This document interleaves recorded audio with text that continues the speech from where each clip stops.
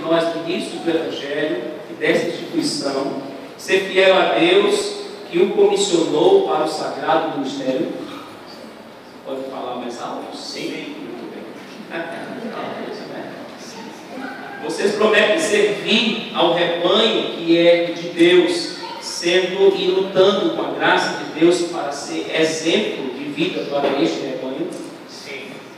Cuidar de vossa família como o primeiro campo de vossa missão, amando vossas esposas e ensinando os vossos filhos o temor do Senhor, e também sendo fiel no ensino da palavra do Senhor, com dedicação ao estudo e a dedicação à pregação, com fidelidade a Deus. Vocês se comprometem a submeter as autoridades constituídas na sua instituição, ao seu pastor local que está lhe mentoreando, aquele que é diretamente o responsável por você até essa etapa final. Ok, diante de vossa